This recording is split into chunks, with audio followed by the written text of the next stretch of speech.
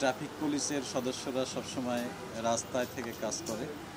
প্রচণ্ড রোদ এবং বৃষ্টি সবসময় তাদেরকে কাজ করতে হয় রাস্তার ট্রাফিক শৃঙ্খলা নিয়ন্ত্রণের জন্য।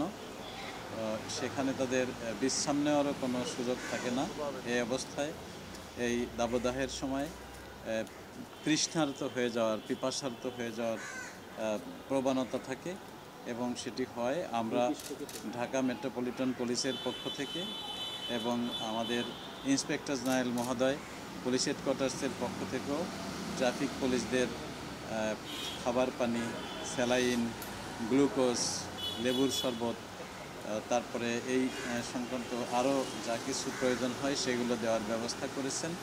আমরা পাশাপাশি ঢাকা মেট্রোপলিটন পুলিশের পক্ষ থেকে আমাদের 50টি থানায় বিভিন্ন জনবহুল স্থানগুলোতে, বাজার, বাস স্টপেজ, মার্কেট, এই সমস্ত জায়গায় শ্রমজীবী মানুষ, নিম্নবিত্ত আয়ের মানুষ যারা নিজেরা রাস্তাঘাটে পানি খাওয়ার ব্যবস্থা করতে পারে না, অর্থাৎ কিনে খেতে পারে না, তাদের জন্য আমাদের পুলিশের পক্ষ থেকে পানি খাওয়ার ব্যবস্থা করা হয়েছে এবং সেটি সারা ঢাকা শহরে 50টি থানা এবং ট্রাফিক পুলিশ বিভিন্ন জায়গায়, কিছু কিছু জায়গায় আমরা স্থায়ীভাবেই পানির ট্রলি আমরা দিয়ে দিয়েছি এবং ভ্রাম্যমানও কতগুলো রয়েছে।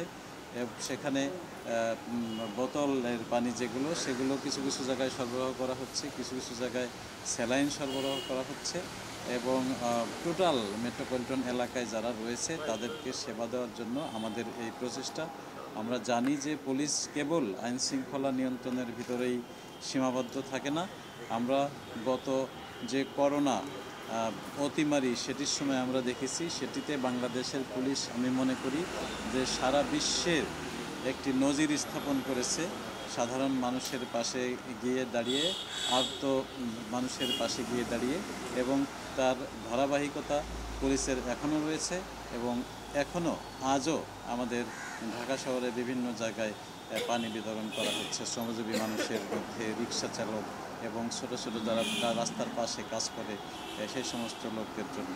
তো আমরা আশা করি যে পুলিশের এই সেবাটি কেবল আমাদের এই আইন শৃঙ্খলার মধ্যে সীমাবদ্ধ না রেখে সাধারণ মানুষের পাশে যে কোনো সময় যে কোনো পরিস্থিতিতে দাঁড়ানোর যে প্রচেষ্টা, তারই একটি অংশ। এটা শেষ তো না?